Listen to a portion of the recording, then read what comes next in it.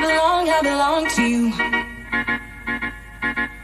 I belong to you. Do just what you want.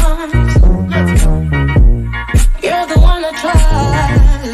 Puts it into an area. Keo, Samola! And I always be wrong when you need some loving, baby. No one else. Yeah. Put you down.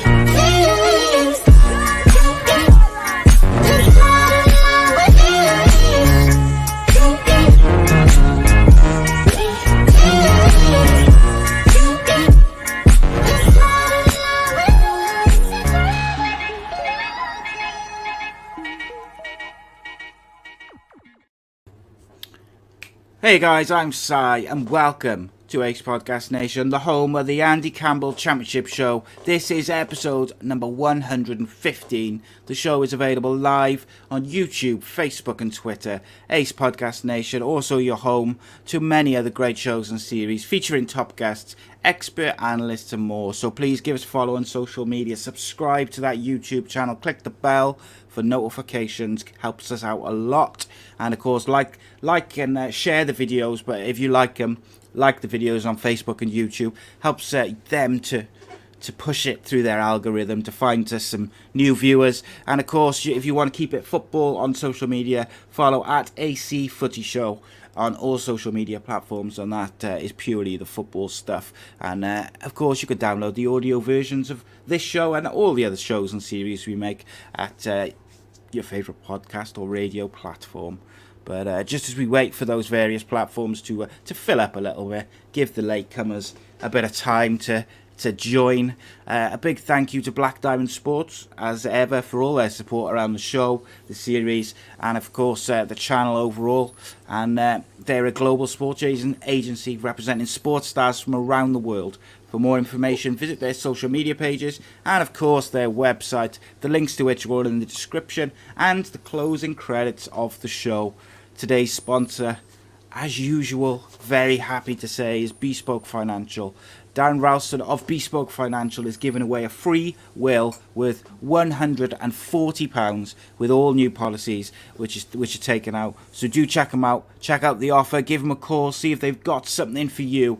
Do not miss out on what is an incredible offer. He's looked after Andy for various policies over the years, critical illness, injury cover, but they are truly top of their field. They provide award-winning service. There's so many different services that they provide, and of course in this difficult time, as I've discussed before, maybe they can help you out with getting some insurance or some cover, financial services. I encourage you to check them out. Give it Darren a call. Tell him that we sent you. And of course, we're very proud to partner with such a brand. And we thank them for sponsoring the show. We'll have a little ad from them a bit later on. But with no further ado, let's introduce the man with the plan, the goal collector, the co-host with the most. He is the fox in the box. He is still the king of the Millennium Stadium. Ex-Cardiff City and Middlesbrough striker, the speed demon, Davy Jones's favourite son, Andy Campbell. How are you, sir? Caught you in the middle of a cough. Yeah, you did. No, I'm good. I'm good. It's been a long week. I think school holidays are normally fly by, but this one hasn't. I think it's because we're obviously in the middle of lockdown still. It's difficult, but loads of football's happened this week. Loads to talk about. Loads of stories. I think the league is again taking another twist, another angle, which is quite scary, really. What's going on? But yeah, loads have happened. Yeah, there's no league like it, mate. It's simply incredible. A few people in already, as you can see. Welcome to everybody. Obviously, it's a big night on the channel as well. 2 shows, which I'll talk about the other show later on. But it's going to be a busy night for myself, mate. But I think let's start off with some positives, because the next 2 things are a little bit negative. So I wanted to say to you, why don't you, Mr. Andy Campbell, Cardiff City legend, tell these people who is joining us on Monday evening as a guest? So obviously we'll give a sneak preview. I was going to announce it earlier, but I didn't want to have a little bit of conflict with the show, and obviously people think that we weren't doing tonight's show. So we've got another Cardiff City player, Cardiff City legend, and it is Mr. Cohen Griffith, who comes highly recommended by a lot of people. Really excited about it. You know, especially talking about old Cardiff City, talking Ninian Park. Talking about it, listen, because everyone goes on about about the 2003, 2004, 5, 6, 7 seasons, and about that Cardiff City wouldn't be where it is without it. But you know what? You can go back further. You've got to go back further, because it's about foundations, and the foundations were laid at those times. You know what I mean? Because that was the time when for me, the foundations were laid for the club to start progressing where they are today. You know what I mean? Because without those times and without Ninian Park, people forget, you know, memories. You know, young fans. It's quite scary, really, that people forget about those times. But you know, I mean, those players should and deserve to take the credit which we got, and I still get to this day. So it's nice to give a little bit back. Mate, I'm excited. So I went on a different podcast yesterday. Football with Brownie. It was good fun, good chat. Check out Brownie's channel. He's working hard on it, and he's really started to pick up a bit of momentum. He talks to a lot of different football channels and stuff. And I had a chat with him and stuff just about how I got into Cardiff City as a youngster and podcasting, all that sort of stuff. It was good. But one of the things which came up was like players which I grew up watching. And Cohen Griffith is right up there. He is like one of the first Cardiff players that I really got in, like really was like my favourite player. He was one of my first favourite players. Him, Carl Dale, and Chris Pike, like they were just heroes to me as a young boy. So I really looking forward to Monday. James Hopper says, doing a great job, boys. Thank you very much, James. And you know, everyone's saying hello. Can I just say though, Si, the feedback we've had from the viewers is absolutely phenomenal. You know, I mean, the questions, which and I'll apologise for me as well, by the way, because I do get a little bit. I'm a super fan. I get excited, and I probably don't let Si get as many questions in as he should. But listen, I just get excited from reading all your comments and certain things. Donna's just put something up funny there, so put Donna's comment up there about Mick McCarthy. So me being me.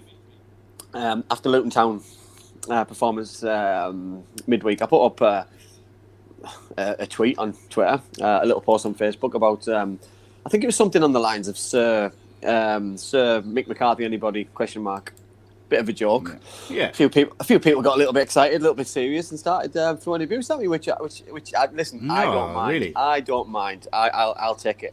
I give it out, so I will take it. But listen. All I'm saying is people are doing a great job, so acknowledge it when it's there, because listen, we're all quite quick, and me especially is quite quick to jump on people's backs when they're not doing very well. Yeah, see, it's a weird one. So like obviously last week we passed 250,000 views for the channel overall, which was a big thing for me, and I said that to you at the time, like that was massive.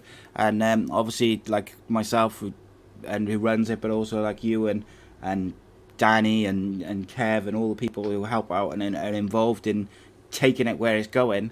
It was a big thing, like to you know, built from scratch, built on our own backs. We done all the work, and it almost like clockwork. And like all our live chats, all my interactions with people have been so positive. And that's what I was saying to, I think it was Rob and Gavin and a few other people the other week, about what a great community is built. Like everyone, you'll see people in the comments just checking up on each other, having a chat, just stuff like that. And like clockwork on Monday, I had someone throughout the show calling me names and sending me abuse, like, and I was just like, oh well, there you go. But as I told you after the show, mate, someone told me that as soon as you get a bit of momentum and things start going well, people will start giving you grief. Yeah, and do you know what, Si?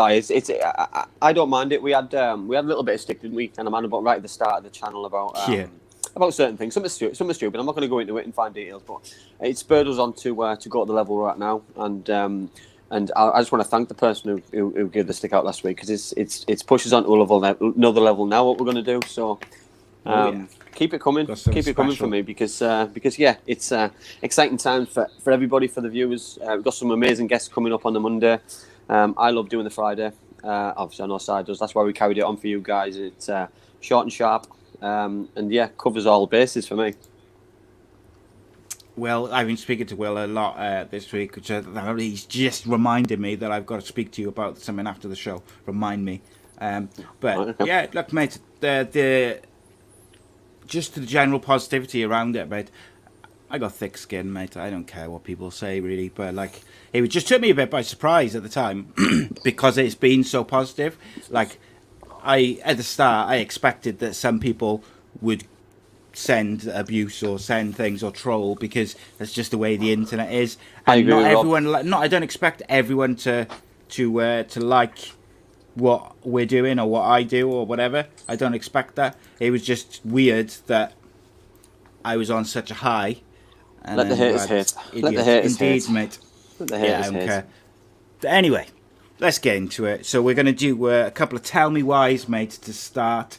My favourite new little feature this is. I like it a lot. 60 seconds you have to tell me why when I ask you the question.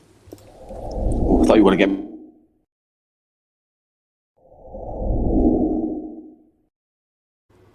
Sorry, mate. What were you going to say then?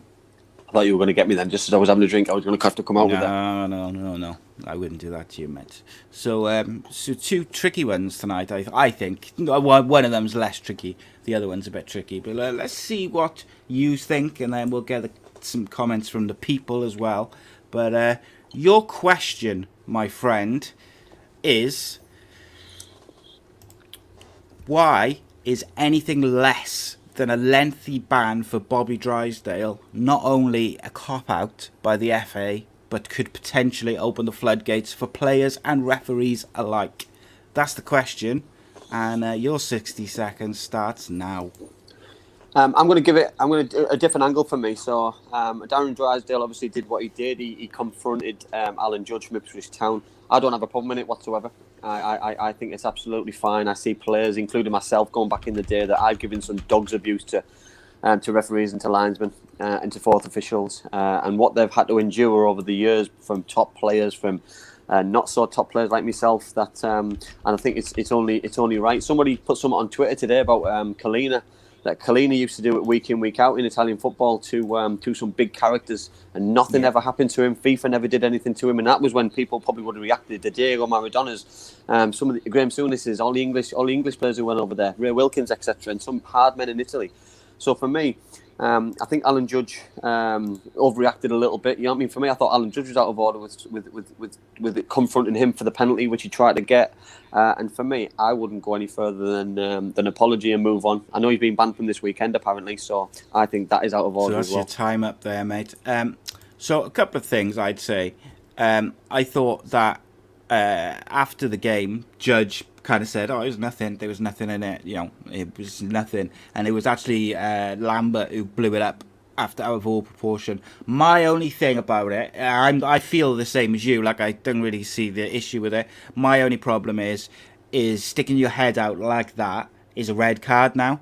So if Judge does that to the referee, the roles are reversed. Not only would he get a red card, but the FA would give him a lengthy ban. You're talking 8 to 10 game ban to make an example out of him, to tell the players that it's not acceptable to put your head up like that to the referee. Well, only if he touched him, because the referee didn't touch him. He only went in. You know what I mean? Yeah, so it looks worse because he stood over. He's taller than him as well, so he stood over him. All right, so let me throw you the Alan Pardew incident a couple of years ago when he was Newcastle manager against Hull City. So Alan Pardew went head to head with a Hull City winger after the ball went out for a throw-in. Yeah, nothing happened at all to Alan Pardew. You know what I mean? And He that was should have, by worse. the way. That was, yeah, well, Yeah, of course I it was. agree. But things happen in the heat of a moment, you know what I mean? We're on about a last-minute penalty, which Ipswich needed to get themselves back in the game. So everything was heated. The referee was heated. The referee was in the zone in the middle of the game, and he reacted in the way that he thought at the time was going to diffuse that situation. It didn't diffuse it because other people got involved. But for me, if Alan Judge has said there's nothing in it, move on. Yeah, I think He's the that's person directly affected. that's the ultimate thing in it. It's like if his forehead had come into contact with Judge in any way, even just a little bit, or even he was like face to face with him, then I think you gotta make an example out of him to really hit home that it's not on.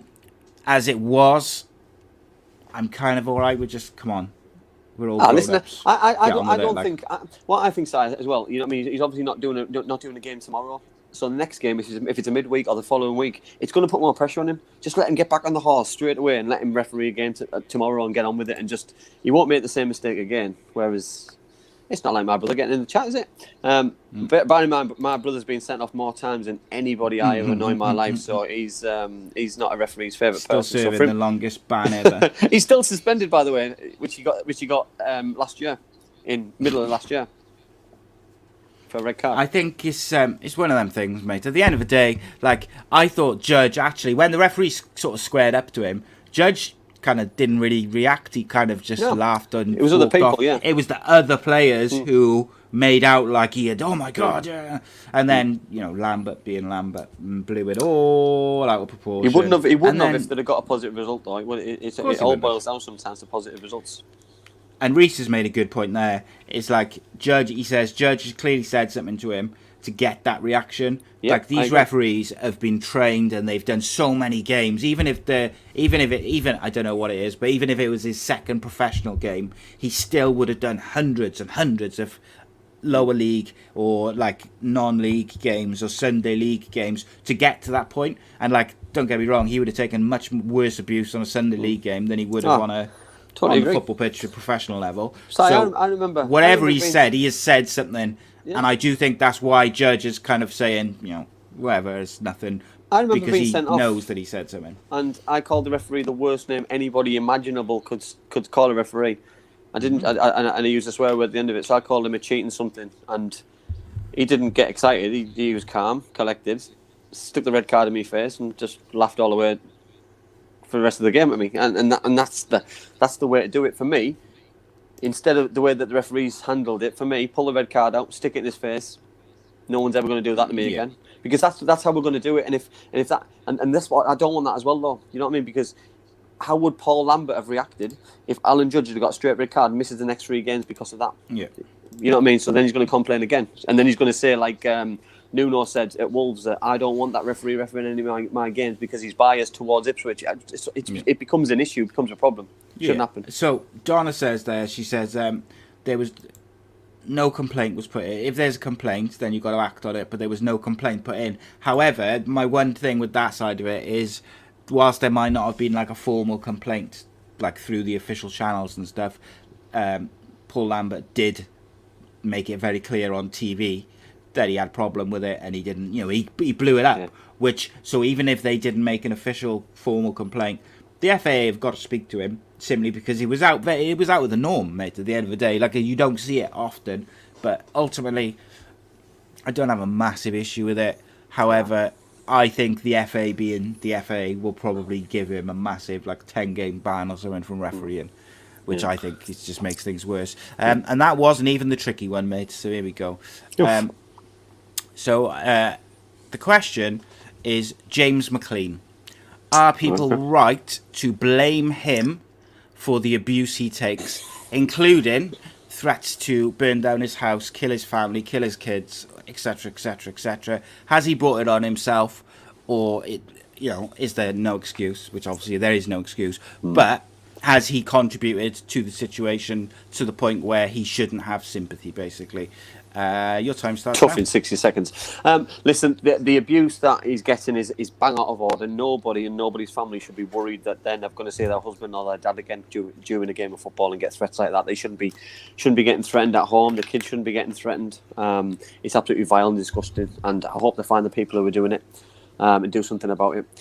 He hasn't helped himself by posting certain things on social media, and I'm not saying it's right. I'm not saying it's wrong. I just think sometimes when emotions are high, to post something at a time when you're really emotional and it is probably bad timing at most. You know what I mean? Just sometimes have a statement from the club, have a statement from somebody impartial, and get your point across in a different way. For me, it's just bad timing. Putting things out there, you know what I mean? I know he's made jokes of it and tried to make light out of it by putting a balaclava on things and say he supports certain things and certain movements, but listen, he's made mistakes, but making a mistake and having beliefs that he has is not a reason to want him dead. Time's up, my friend. So, in reference to that, the only reason I'm a bit more familiar with it than I was listening to it on the radio and I was having a look on social media. So he did an Instagram picture of his two of his kids sat on the floor, and he was stood in front of them like a teacher, but he had a black balaclava on, and he said, "History lesson." And basically, he apologised afterwards, and he said, "Look, I've had abuse and death threats for nearly 10 years now. And he's had Osman warnings where the police come to your house and say there's a legitimate threat to your life, etc., etc."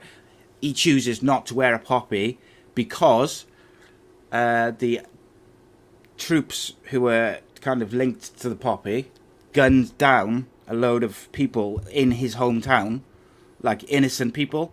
So of course, and he's never come out and kind of made a big thing of it in terms of saying,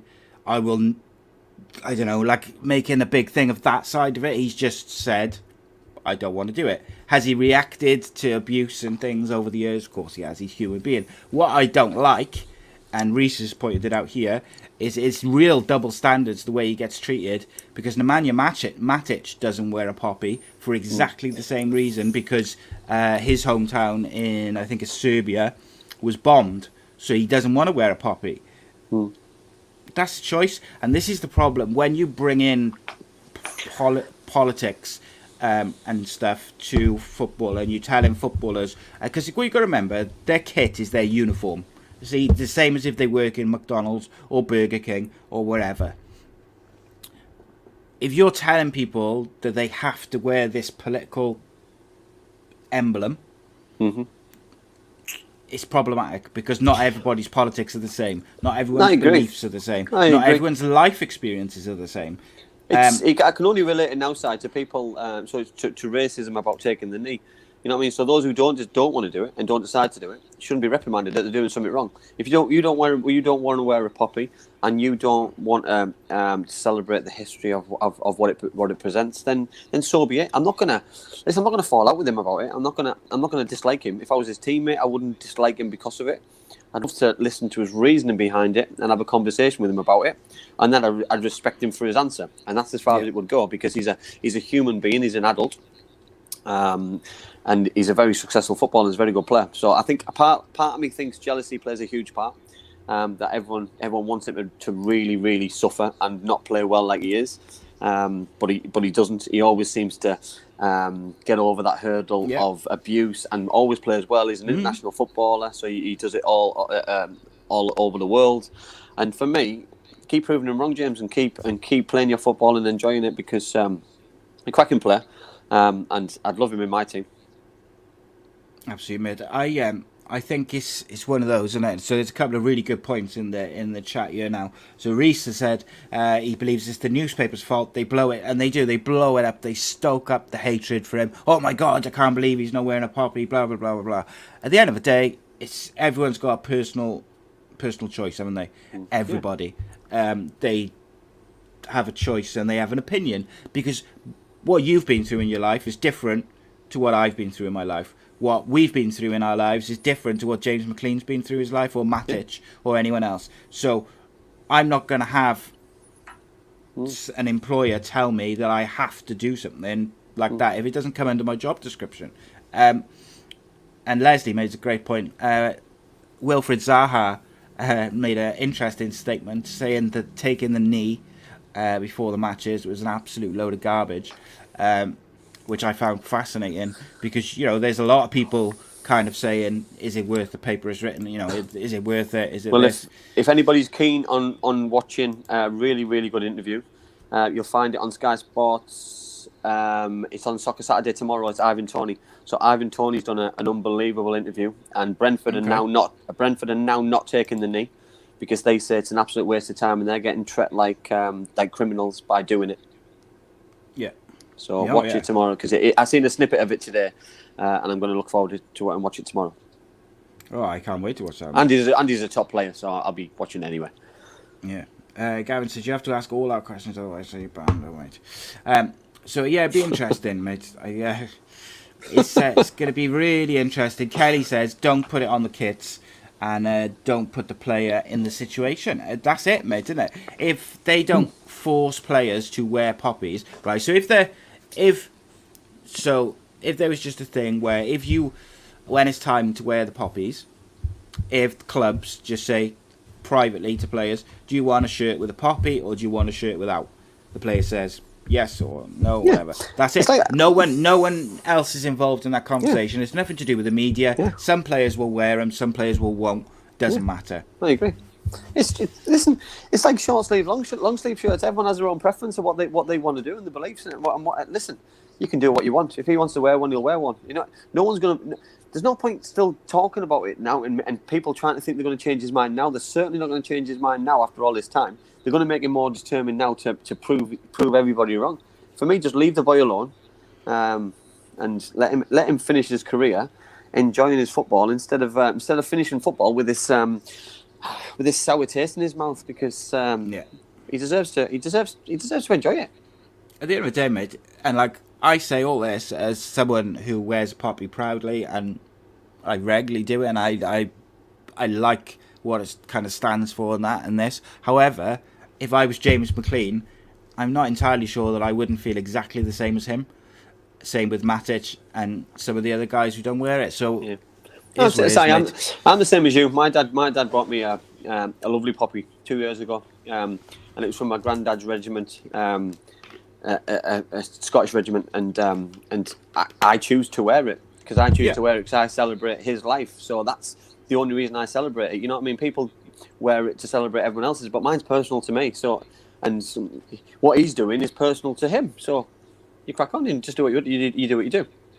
So, in the mental health and sports shows, mate, me and Jacob obviously interviewed various footballers from current to ex-footballers, and one of the things which we talked about a lot is football clubs.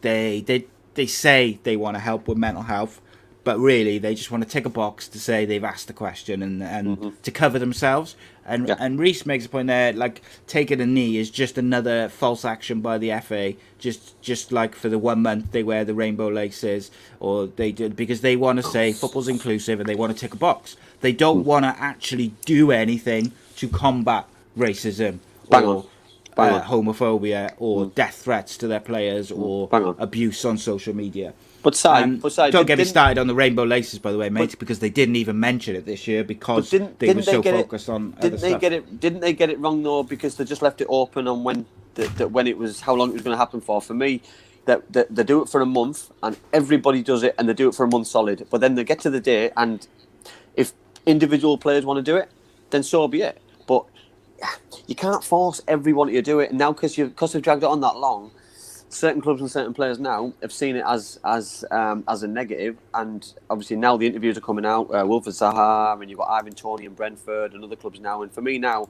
it's gone full circle, and now the problem's bigger than it was when it first started. So that's because of the FA have just thought it's a ticky box exercise, which it never should have been, and it never was in my eyes. But I can see it from a player's point of view. There was a reason for it at the start. There wasn't there? I can see it from a player's point of view.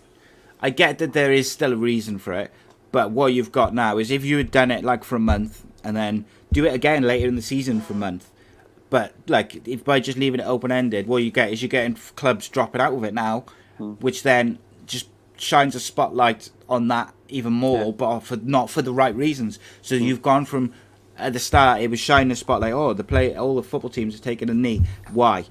And people would look into it and see the different issues around the world with it. Now they're looking at it and thinking, You have different focuses. There should be what we on a 9-month season. You could have 3 different focuses for three months a year, but separate months. Yeah. So spread. And for me, that would have been such a better idea. But that's another problem. But one thing I did read, by the way, on the PFA, because we're on about mental health and things, we're on about organisations getting things wrong.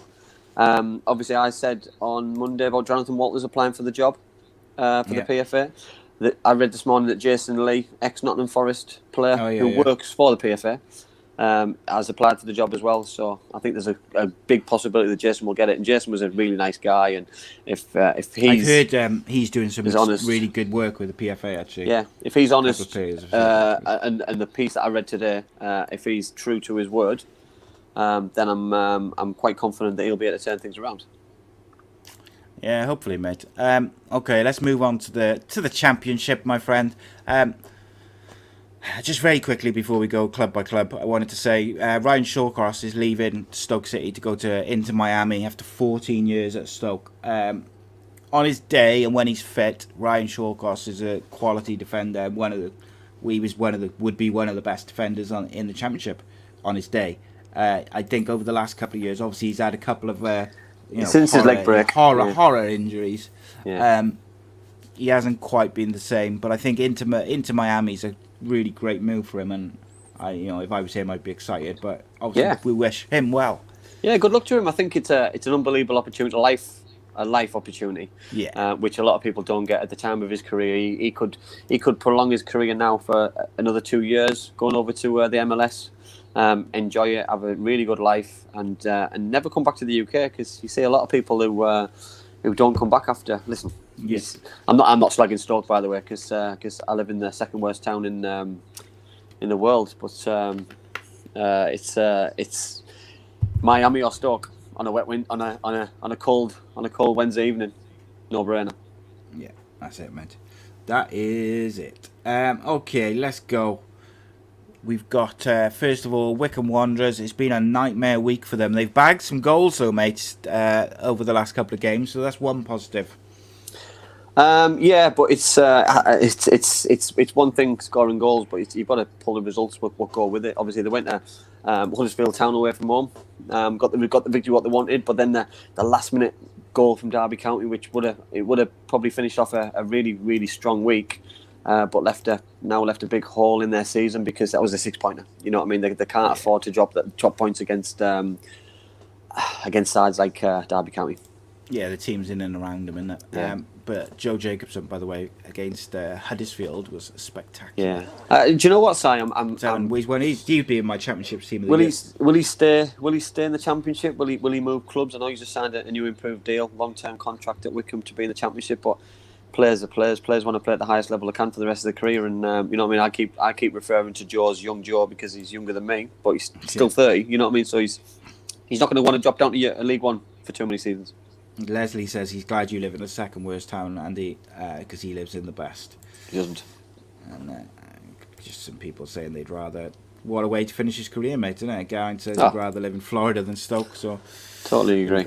But yeah, Wycombe and Joe Jacobson, mate, would 100% be in my team of the year at the moment. His form has been sensational, and I would be very surprised actually if he stays at Wycombe if they go down, because I know he is a bit older now, but I'd be amazed if like a championship club wouldn't take a punt on him. You know, as what a left back to get. You get still got a good few years in him. Yeah, not just a left back from his side. It's what else he gives you is delivery on set pieces, his free kicks. He's, you know what I mean. There's no better player in that division who's set the amount of goals or scored the amount of goals that he's got from that full back area. Yeah, spot on, mate. Next up, Birmingham City. Oh dear, bad week. To be honest, I'm surprised he's still got a job, because some of the rumours are coming out of Birmingham. Well, we talked about it, I think 2 weeks ago, mate. Yeah, we did. Yeah, I think it was Cade asked who the next manager to go was, and I'm sure I'll get to my prediction in a few teams. But yeah, I'm surprised he's still got a job. Obviously, lost to Luton Town at home 1-0. Lost to Millwall 2-0. It's the lack of goals side, because they don't let a lot of goals in, because Aitor's teams don't go forward that much, and he's always quite preserved in the way that he sets teams up, but the season just looks horrific for them. And you know what I mean, I watched him against Middlesbrough about 6 weeks ago, and they absolutely wiped the floor for Middlesbrough. And it's like he put in his best performance against his old team because it meant more to him, and the rest of the season doesn't matter. But that's not the case. The Birmingham are a huge football club, and if they're not careful, you know what I mean, because it's a difficult one. If they sack the manager and it doesn't work out, and they get relegated, then they're in a... You know what I mean? Look at last season's side. They had Jude Bellingham. They had all these exciting young players, and now it's all gone to pot. And I do feel for the club because it's a huge football club. But you mentioned there about his teams don't concede many goals. That's one thing that surprised me is the amount of goals that they have conceded this year, because he's conceded more than what you would normally associate with his teams, which obviously creates a problem then, because he's not a very attacking manager. So they don't score a lot of goals. It just, do you know what I mean? It's very an issue. But you look at the league table, the 23rd in the division, and they've let in 5 more goals than Brentford, for example, who were second. You know what I mean? So and they've lost more games, so they haven't let that many goals in. It's just they don't score any goals either. I mean, for me, and they've got the forwards to score goals. They've got Hogan for me. He finished the season last season. Yeah, fantastic. Jukovic. You know what I mean? Is Jude Bellingham that much of a miss for them that they rely that much on him? I can't see it. I don't know what's going on, so I can't really give anyone the answers.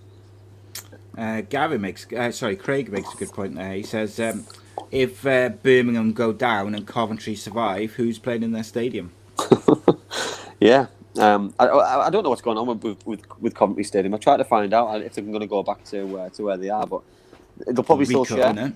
Yeah, they'll probably still share. There obviously won't be a local derby there anymore. Not in the league anyway, unless they get each other in the cup again. But yeah, it won't be. Anyone won't be a playing good at feel. the Ricoh Stadium at the moment?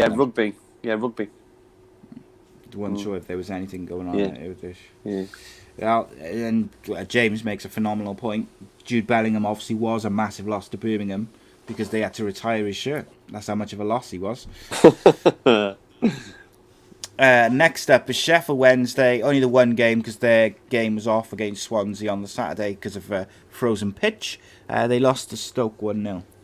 Yeah, it was a late goal. I thought they did pretty well. They created a few chances. They probably should have been ahead, but an 83rd minute winner by Fletcher, and it just turns into another bad week because they just can't get ahead of themselves. And so I always refer back to the 6 points because I've just got a feeling they're going to finish safe by about 3, 4, or 5 points, and it's going to be heartbreak. And for me, it's going to open the can of worms because if my team gets relegated because of it, lawsuits. Yeah, it's not going to work. It won't help. So for me, I think the best thing for the EFL is if Sheffield Wednesday either rip the league up and fly out of it, or they go down because it's going to open a huge can of worms. Yeah, Gav saying the championship's getting harder to get out of. It's just so difficult. Yeah. Next up is Rotherham United. Not a good week for them either. No, a terrible week. But saying that, they probably played 2 of the best sides on current form in the league. Obviously, Cardiff beat them the week before. But obviously, they played Bournemouth and they got beat 1-0 the other night. Obviously, Jonathan Woodgate still a manager doing a great job. Billing scored the winning goal. So they just have to dust themselves downside. They've got to get enough points and keep themselves ahead of the sides behind them. You know what I mean? They've still got a couple of games in hand over Birmingham. They need to win the games in hand over the teams just above them. Obviously, the teams above them haven't had a great time, so they just can't afford to get dragged into it because they haven't got probably the squad to get themselves out of it if they ever do get into the bottom 3. Yes, I think so, mate. Next up, Coventry. Yeah, not a great week. Obviously, lost to Cardiff City the weekend, 3-1. I thought they were all over the place defensively, and I've been Mark Robbins' biggest fan this year. I thought he set his side up really well. I thought they were defensively all over the place. Set pieces especially, I think Cardiff bullied them, dominated them. And then in the week, Norwich were just too powerful. The experienced players came to the fore, and I thought they were fantastic. Pookie again. You know what I mean? You can't keep the man down when he's that good form. But Coventry, same thing against side. I mean, two dominant sides, 2 sides who should be up there. For me, take it on the chin, go again, try and win the next game. 100%, mate. Huddersfield. Town. Yeah, they played Wickham, obviously lost. And then I watched the Middlesbrough game during the week. They went ahead very early and then crumbled. I thought they were absolutely diabolical. I thought they were all over the place defensively. I was impressed with the centre forward in Penza. I thought he was lively. I thought he got in dangerous areas. But then once Watmore scored his very good goal, and then Ashley Fletcher scuffed in his penalty, which the keeper should have saved. I think Huddersfield will be very disappointed with that week because they've had such a good season compared to what they had last season and the season before. So they just need to make sure that they don't get dragged into it. But they've gone, I think, 7 or 8 league games now without a win, which will be quite worrying for the manager considering the start they had. Yes. Oh yes. Forest. Considering last week's side, they won 2 out of 2. This week, no goals scored. A 0-0 draw against Bournemouth, which I don't see is a bad result. And then they got Swansea, which was always going to be a hard game. They dragged it out as long as they could, and then Swansea scored a really late goal by Roberts, which I think was coming anyway. Because I think I might be right in thinking that Forest got beaten at Swansea 5-1 in the FA Cup early this season. So they've obviously had big improvements against some of the best sides, but they just need to make sure that they don't get dragged back into it because those 2 wins last week don't want to be in vain. And this week was always going to be tough with the sides that they play. But when they play the teams in and around them, they need to make sure that they pick up some points because they've got Blackburn tomorrow and then Rotherham, then Derby. So they've got some opportunities to big games. Yeah, to get some points, some much needed points. But so have the other teams as well, by the way. Indeed, mate. Indeed. Next up, Derby County. They had a good week. Yeah, fabulous. Yeah, I watched them on Saturday against Middlesbrough. I thought Middlesbrough were dominated by Derby. I thought Wayne Rooney's tactics, his team selection. I thought Colin Kazim Richards was outstanding. Led the line really well. He's really impressed me. He obviously doesn't have the legs anymore, but he's got the experience. He holds the ball up. He's aggressive. And Derby's set pieces caused Middlesbrough quite a lot of problems, especially the corner which he scored the goal from. I thought was excellent. They did it again against Wickham, scored again. So maybe that's something to watch out for. But I think Wayne will be pleased. 2-2-1 victories. He won't care about clean sheets as long as they're winning games. But the last minute goal against Wickham, 2 points, I might keep them up. Oh yes, it could be some big games. Wayne Rooney's made a good start to his managerial career, mate. You can't ask for much more. He's getting the players playing at least, and he's got some experience in there with players like Kazim Richards and Andre Wisdom, a few others. Tom Huddleston, I think, is in there as well. And they got some big names there, but some experienced names which will help them if they are in a relegation battle. But I do think that they might sneak up towards the top 10 soon enough. Next up is QPR. They've had a blockbuster week, mate. They're having a great time. 3 on the bounce they've won. Yeah, they've won 5 out of the last 6. They only had 1 game this week. They beat Brentford 2-1, which listen, the best team in the Championship at the minute for me, Brentford, and they beat them 2-1. It must be so frustrating being a QPR fan. I know we talk about it, but it's just you just can't believe how different their months are. They go from a bad month to an unbelievable month to a so frustrating month, and it's just so Jekyll and Hyde. But listen, they won't be complaining at the minute with beating Brentford, QPR, Watford, Cardiff, and Luton. You know what I mean? Those sides are all up there, so it's unbelievable. What a month they've had. Yeah, it's been quality, mate. And then next up we've got Luton, who are having a great season, I've got to say. But they had a mixed week, obviously 1 loss, 1 win. Yeah, they beat Birmingham away 1-0, which I think by the table you'd probably expect it and deserve it. But they played Cardiff midweek. I wasn't impressed with Luton, I'll be honest. I thought they were very dull. I thought they were playing percentages. I thought they were playing set pieces, which is a crazy scenario when you're playing against the biggest side in the Championship and a team which dictates those kind of things anyway. And then when Cardiff turned it around onto them, I know we'll talk about Cardiff in a minute, but Luton tried to bully Cardiff, in my opinion, on set pieces, and then Cardiff turned it around and did it back to them. So you know what I mean. For me, you've got to find a different way of beating different sides, and for me, you can't try and bully a team of giants, and that's what they try to do. Yeah, it wasn't the best tactic, I don't think, was it? No. Next up is Bristol City, mate. I'm going to talk about them a bit more in a bit later, but absolutely disgraceful, mate. If I was a Bristol City fan, I'd be absolutely fuming. Their players down tools this week. There's no other way to say it. Especially against Watford, getting beat 6-0, I thought it was absolutely diabolical, and you could sense it. I sensed it a few weeks ago when I think it was Kade who asked me who I think the next manager was going to be, and I didn't hesitate in saying Dean Holden, because I see in his body language, I see his players just look disinterested. Against Cardiff City, they were dire, and they only got beat 2-0. Against Watford, against Watford, they were absolutely disastrous, and they got beat 6-0, and there could have been more and should have been more. You got the next home game, Reading, men against boys, and I feel sorry for young managers, because this might have a huge impact on somebody ever getting a job again, and you put your trust in players, you know what I mean, and all you ask sometimes is just players to run around. And what I saw this week is players who didn't want to run around, and sometimes you're best off putting a bunch of kids in who will run around, because some of the experienced players there just looked like they're down tools. And what'll annoy me even more side tomorrow is when they play Barnsley tomorrow, and you see players running through a brick wall because they're trying to impress a new manager. I'm not in for that. It's not for me, that. Yeah, have a bit of pride in yourself. Do your job to the best of your ability, whether you like your manager or not. I don't like that at all. It winds me up big time. But we'll see now, mate. As a Cardiff fan, I wasn't devastated. And listen, I know Dean, and I feel sorry for him, and I know him personally well. And I'm disappointed for him. You know what I mean? There's been a couple of young managers, or too many young managers, getting the sack and losing the jobs, and you know what I mean. It's there's not a guarantee that they're going to get another one. No, and the players will keep getting their clubs. They'll keep getting contracts. They'll keep getting money. And the managers, the young managers particularly, if they don't have a good start to their career at big clubs in the Championship and the Premier League, they can often kind of tail off. And I think that is one of the reasons why we do get like the same sort of managers doing the rounds of various clubs. Because the young managers, if they don't get off to a rip-roaring start in their managerial career, it's difficult for them to get chances. Look at Paul Ince, did all right for a season and then floundered.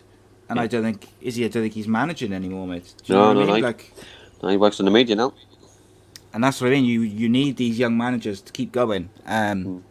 Gary Neville didn't fancy it after his stints. It's reputation, side. You know what I mean? Because do you need your reputation to be tarnished? You know what I mean? You worked hard all your career to gain this reputation. Then all of a sudden, your reputation. Roy Keane. You know what I mean? Why do you need to ruin your reputation? You work so hard to get a good reputation, and all of a sudden it can get evaporated in 20 games, and you could be, you know what I mean? You could be ruined, and you're not near the game that you've loved forever. And I've seen it myself. You know what I mean? I didn't get back into management because of reputation. So your brother asks, should Jonathan Woodgate get another chance? Well, Neil should know that he's already been given a chance, because he's already manager at a club. And I'm going to talk about it soon. Here we go.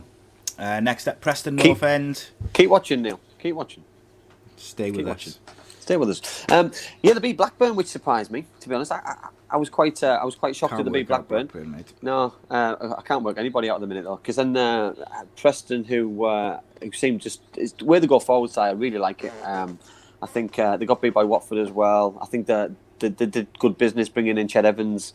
They've got the three behind of Johnson, Barkhazen and Sinclair, and I think there's no three better players behind, but they need to be consistent. They can't just expect Scott Sinclair to turn it up or one of the others to do it. They've all got to come to the party together, and they've all got to do it consistently. And if they do it consistently, they'll be up there, but they need to do it more. 100%, mate. You mentioned Blackburn there. They're next, and I think I cursed Blackburn. They were my pick at the start of the season to maybe get up in the playoffs or certainly be up there. They've lost 2 games in a week again. It's not doing well for them at the moment. No, is their manager under pressure? Yeah, well, I saw something today. It was David Dunn put a tweet out today saying stick with him and things. And for me, I don't like it. I don't like people, ex-players, ex-managers, because he's an ex-manager at Boro, putting more pressure on a manager. Is he looking for the job? For me, I think he'd probably get the job, wouldn't he? Well, but just a hero, would he? But Tony Mowbray for me he's a very good manager. He's brought the players in. You know what I mean? Yes, they've lost the last 3 games. They've lost against Barnsley. They've lost against Preston. They've lost against QPR.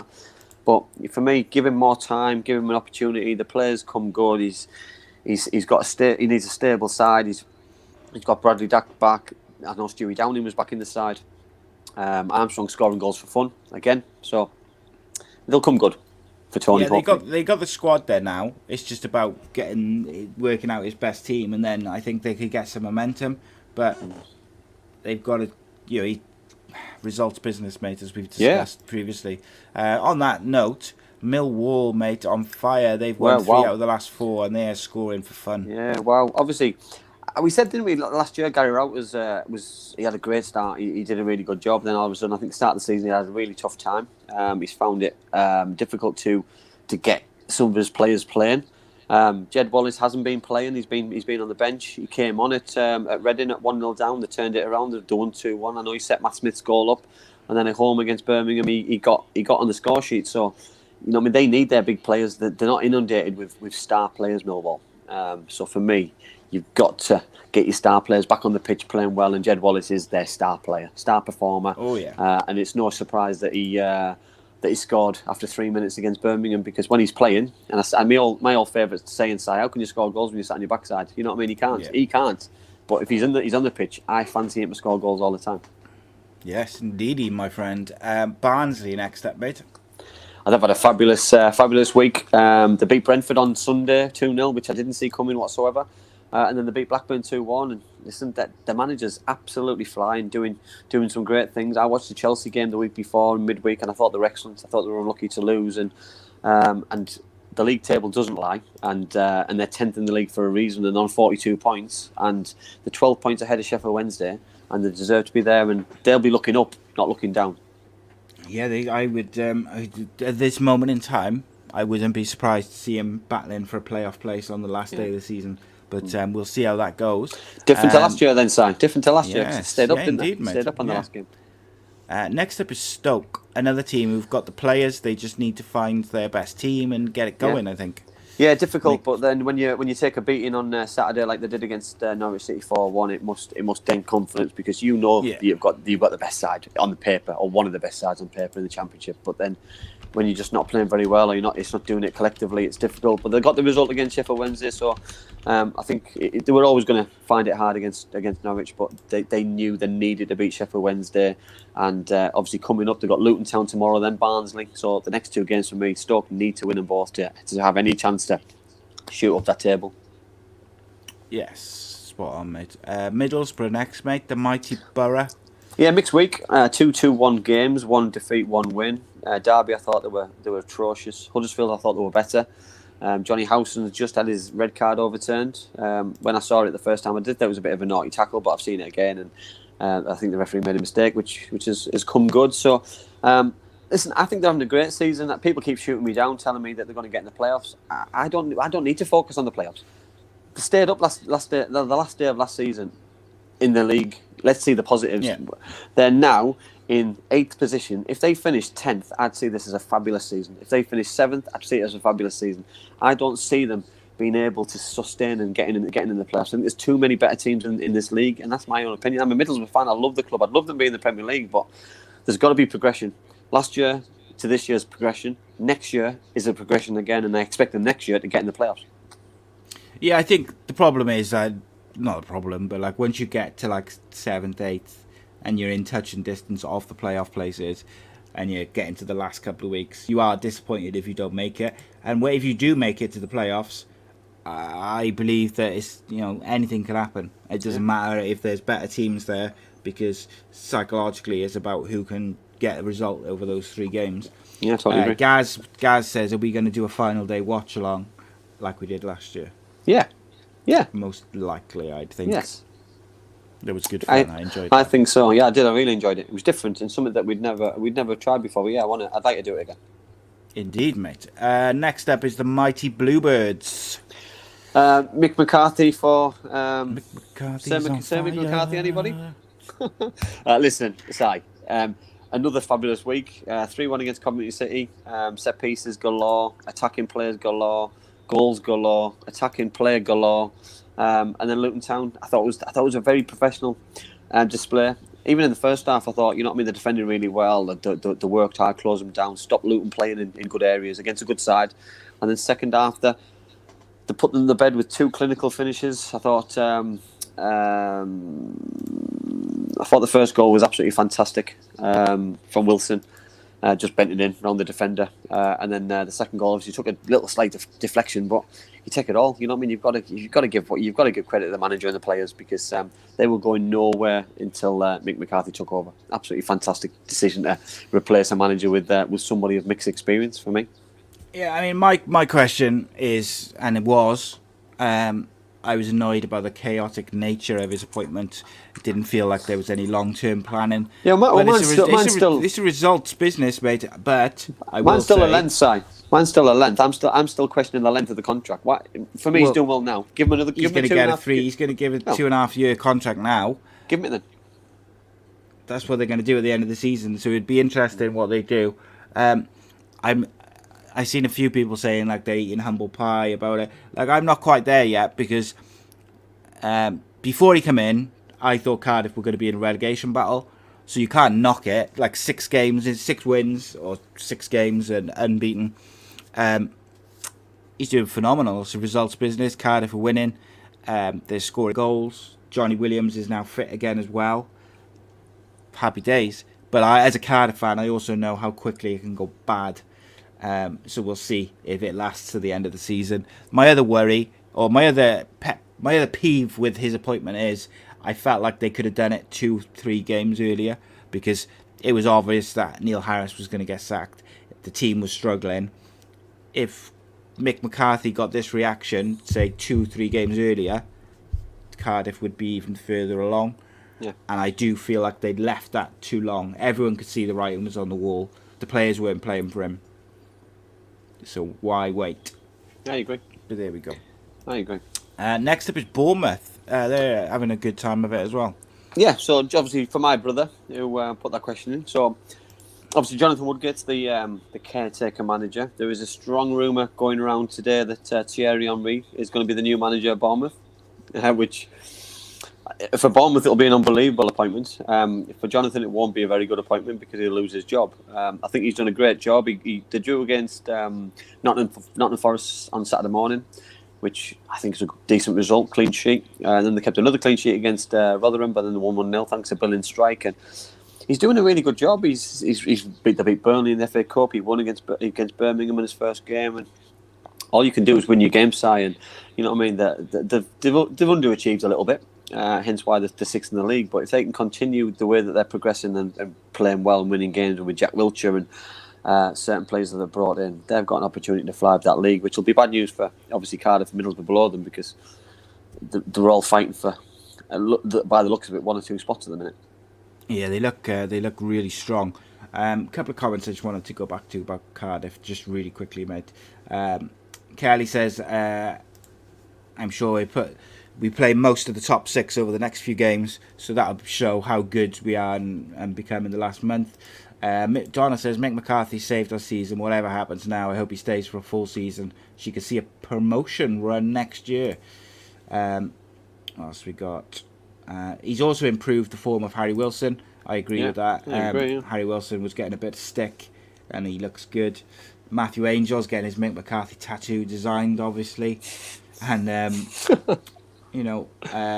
Craig says that it was a great start. The next 2 weeks are going to be big, and they'll define his season.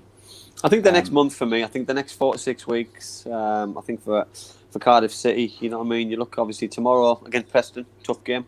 And then you go to Bournemouth, then you go to Middlesbrough, and then Derby, Huddersfield, Watford, Stoke, Swansea. You know what I mean? For me, you look at the next 9 games and think, right, if we can win half of them, you're going to still be in and around that area. You know what I mean? If we can stay unbeaten in 5 of them, 6 of them games, you know what I mean? It's short targets, you know what I mean? For the position Cardiff City were into the business they're in now, they've turned the season around. You know what I mean? They're not going to win every game for the rest of the season. I'm not saying that. You know what I mean? I just think you've got to set yourself short targets. And the position they've put themselves in now, they've got themselves in that with a chance of touching distance for that playoff place. You know what I mean? Or you know what I mean? And a fly up. But 6 weeks ago, they were nowhere near that. They were never going to get into it. They were more likely to go the other way. Yeah, 100%, mate.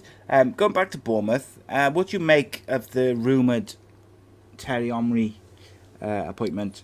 Because I've seen some Bournemouth fans who are not happy. Will it raise their profile of their football club? Yes. Does that matter?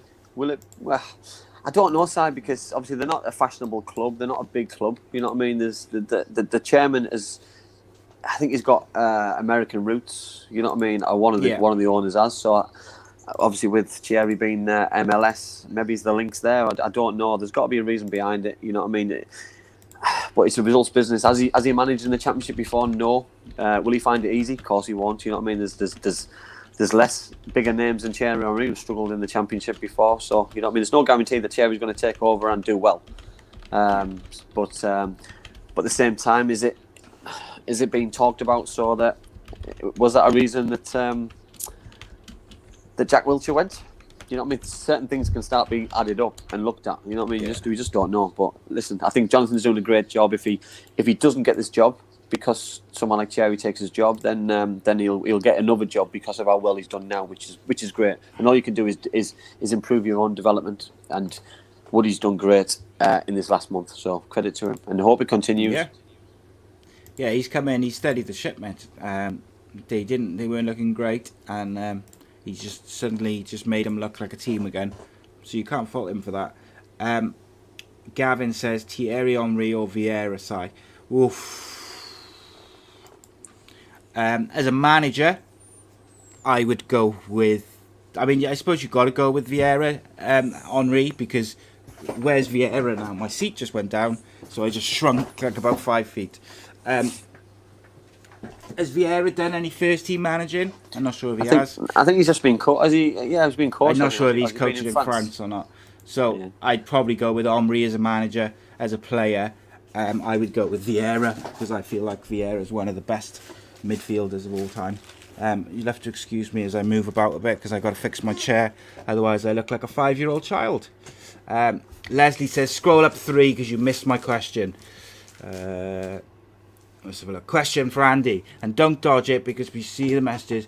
Who would you want in the last spot, 6th, if you only could have Cardiff or Middlesbrough? Oh, what a question. I know, but it's irrelevant, isn't it? Because for me, the top 6 is the top 6. And in my opinion, yeah, but who would you want? I know, but that's irrelevant because the top 6. I don't believe. I don't believe any of them are going to get in the top 6. No, but if you could choose, there was only one spot left. I know, but I don't think any of them are going to get anywhere. So it's irrelevant, isn't it? Who do I think's best equipped? Cardiff City are better equipped than Middlesbrough. Yeah. You know what I mean? My problem with Middlesbrough if they went up would be you're going to get splinters. You are. If Middlesbrough ended up getting promoted this year, and you know what I mean, because anything can happen in the playoffs, Middlesbrough would struggle more than a team like Sheffield United has because of the squad that they've got, and I'd hate that because it can do more damage than it's worth. Splinters, mate, splinters. No, yeah, it can. Well, look at just talking about the psychological side of things. Look how long it took Forest to get over missing out on the playoff spot on the last day. Like when they thought they had the playoffs, they really have struggled this season. Watford are 2-0 up. Yeah. So it's an interesting one. Reading next, mate. Mixed week. Lost against Millwall at home, and then beat Bristol City away. So I think the struggle they'll have for me, Si, is just sustaining this and carrying it on because they remind me a little bit of what Preston did last year, and I hope that they do for Michael because Michael scored as well, by the way, against Bristol City. So I think it's important that they carry on. Yeah. Reading, like they normally have faded away by now. So I can't remember when Preston faded away last year. I'm sure it was about this time. So I'm you know what I mean. It's about I this think time Reading that have got a teams better squad though than than what Preston had last year. Yeah, no, I agree. Yeah, I totally agree. I think they're better defensively. I think Preston were all over the place at times, and but you know, I mean, the thing about Reading is they've got to carry it on because what a disastrous season it'll be because they're only 7 points off 6 points off automatic as well, so they're not too far away from better than where they are. So you know, I mean, they can go the other way. Yeah. So next up is I've got a live table, so it seems it's I think it's Watford next, mate. Oh, we'll go Watford. Yeah, because Watford were in third, but we'll go Watford. It doesn't matter. Right, Swansea, mate. No, we'll go Watford because obviously they were just below them. So they've had a fantastic week. They beat Bristol City 6-0. They beat Preston 1-0, and obviously winning again today. 2-0. Clean sheets galore, goals galore. They've got an opportunity to get back in the Premier League by automatically if they can. Pedro's scoring penalties for fun, which is fantastic for him. Cleverly for me is a starman week in week out. He dominates that midfield area, and every team size, especially the top, probably the top 6 and top 8, have got that one player who dominates games. You know what I mean? You're on about a Jack Wilshere, you're on about a Pookie, you're on about a Cleverly. You know what I mean? These kind of players are phenomenal for each team, and they do so much good for their clubs. And long may it continue for Watford, obviously. But I think it could be a really strong end to the season for Watford and their fans. Yeah, I do too, mate. Next up is Swansea. They've gone down a place because of Watford, basically. And they only played one game, didn't they? They're a good result against Forest, though, mate. Yeah, great results. 1-0 clean sheet. Late winner. Made up some ground on Brentford. Yeah. So I think, listen, they're going to be up there. They always are. They've had a fantastic season this season. They just need to continue it the way they're doing it, and doing it the Swansea way, like everybody tells us, is the right way to do it. But they are due a bad spell as well, by the way. So I am waiting for that to kick in, because everyone else has had a sticky part to the season. I don't think Swansea have had theirs yet. Yeah, everyone seems to have had a wobble. Next up is Brentford. They have definitely had a wobble this week. Yes, two defeats. One against QPR, one against Barnsley.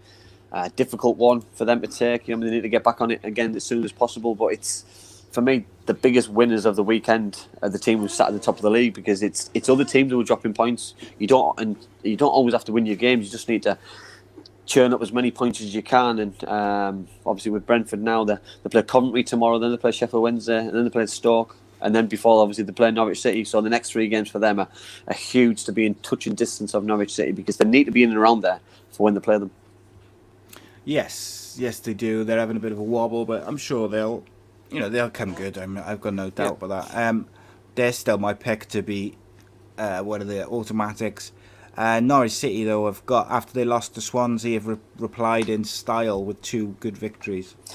Yeah, they went. I think they went 3 games without a win, and they won 2 in a week. So all you can do is applaud the manager and all the players. I think a fantastic result against Stoke City. I thought Campbell's goal, the first goal, was phenomenal, outstanding. Pookie scored in both games. He scored 2 against Stoke and 1 against Coventry City.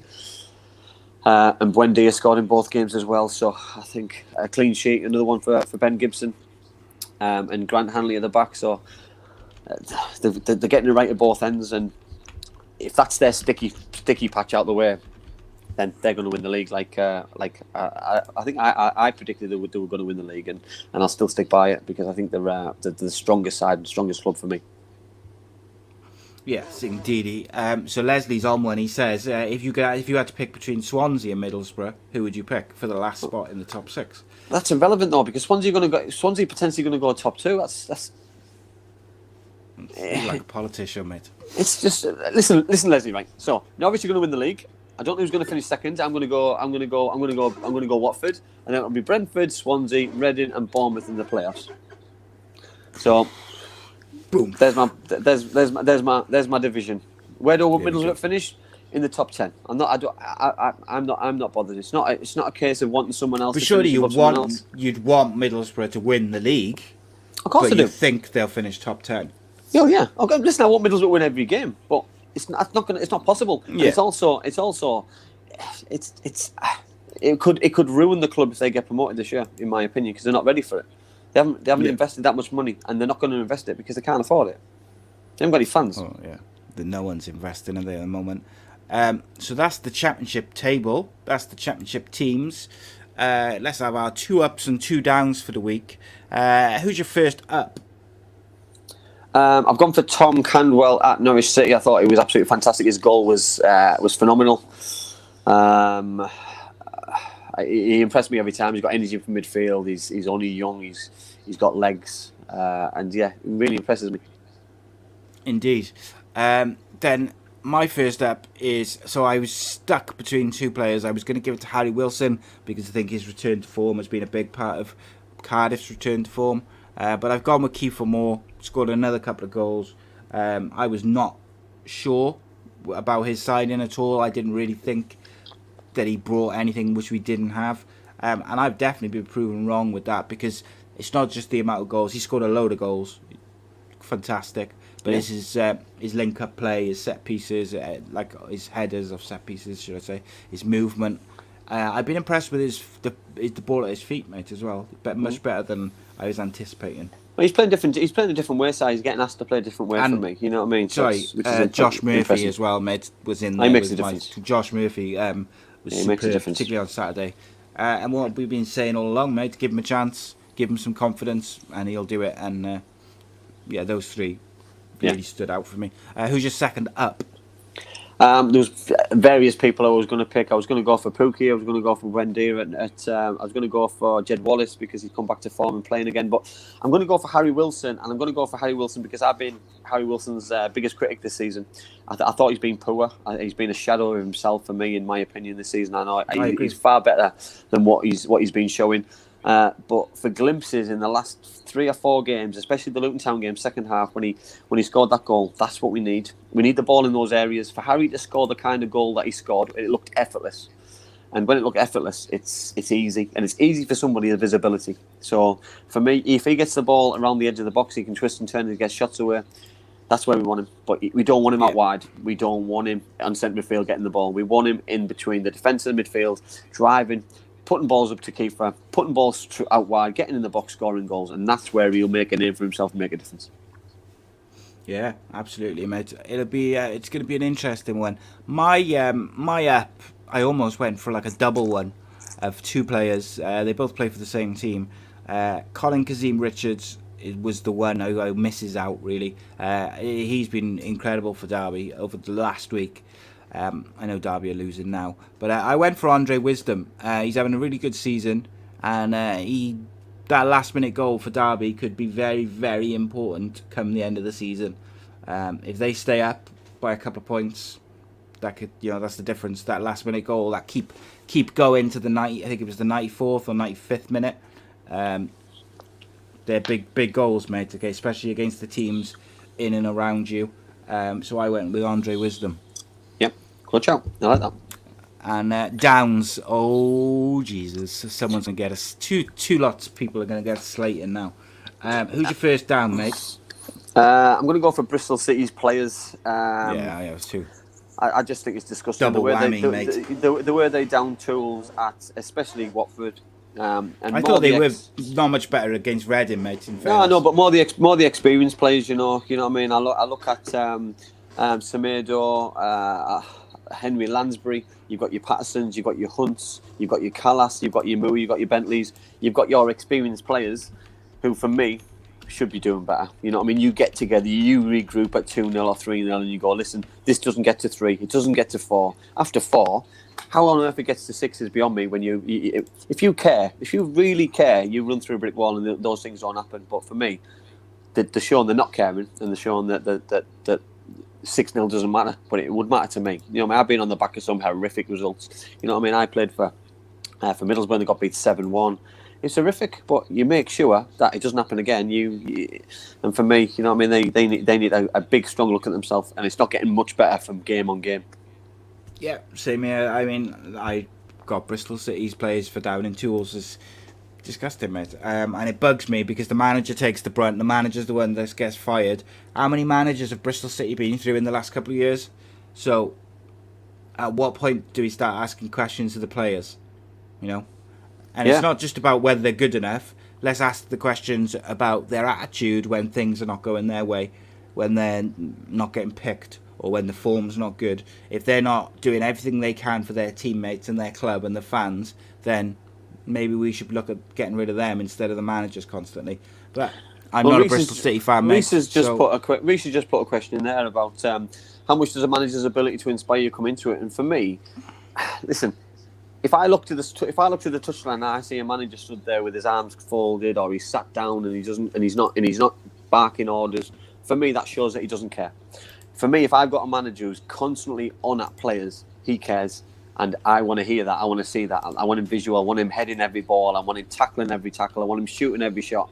I want the manager being fully involved, like the players are. And for me, look at Mourinho's, you look at the Fergies, you look at Jurgen Klopp's, you look at the Guardiolas. Are you telling me they don't care? You can tell they care because it's visible. You know what I mean? It's visual every single time they go on that pitch or on the sideline that they care. And for me, I just think it says a thousand words when managers look like they don't care.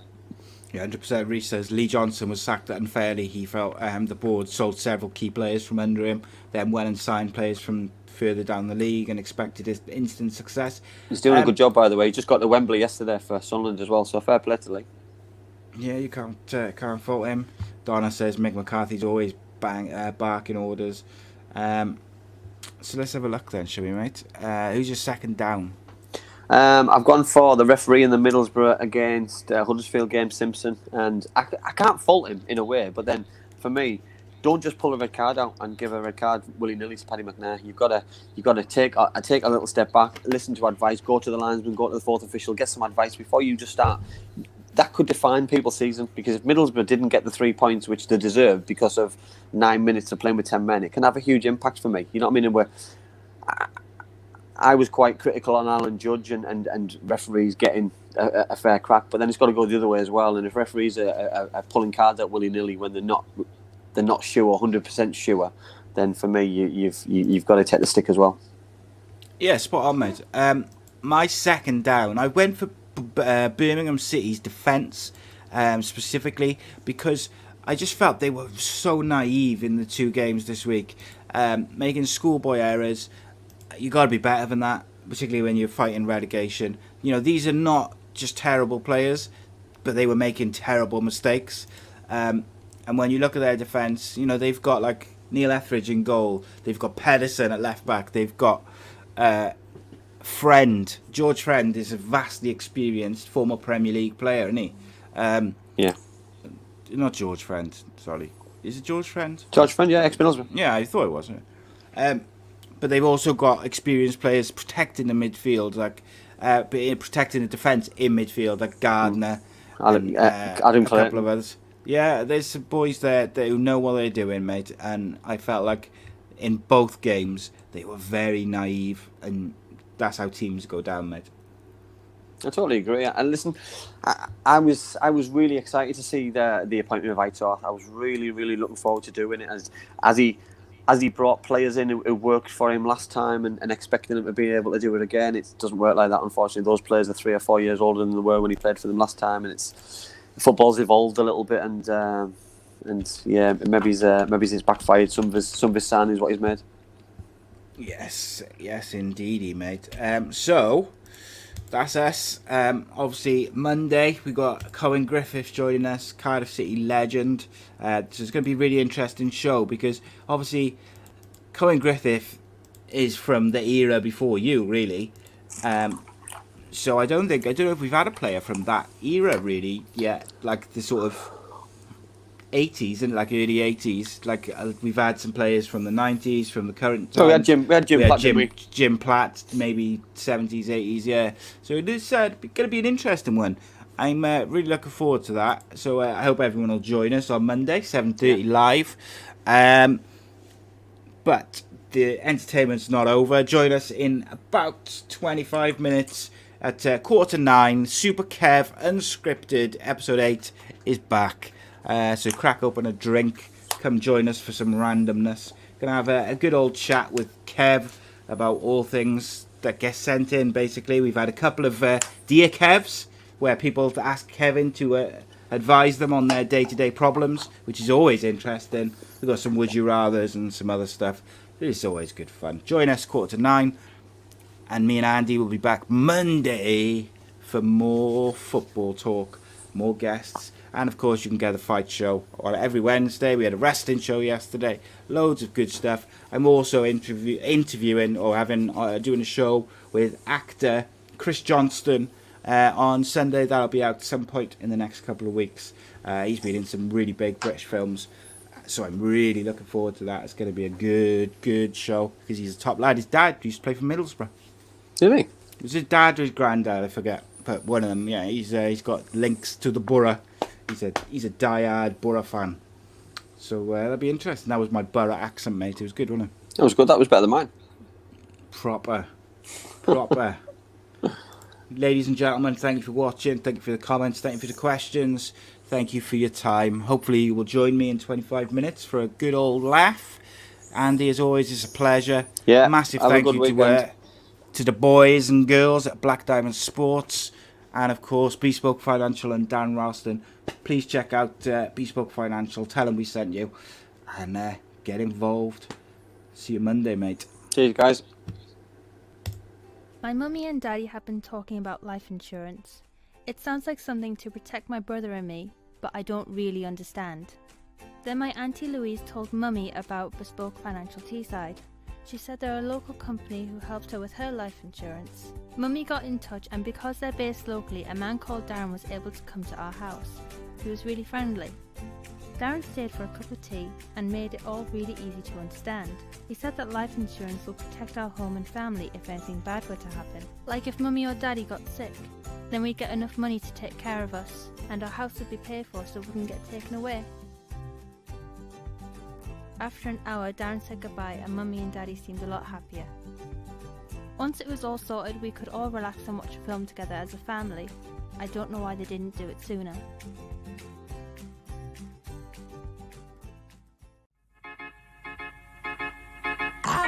I belong to you. I belong to you.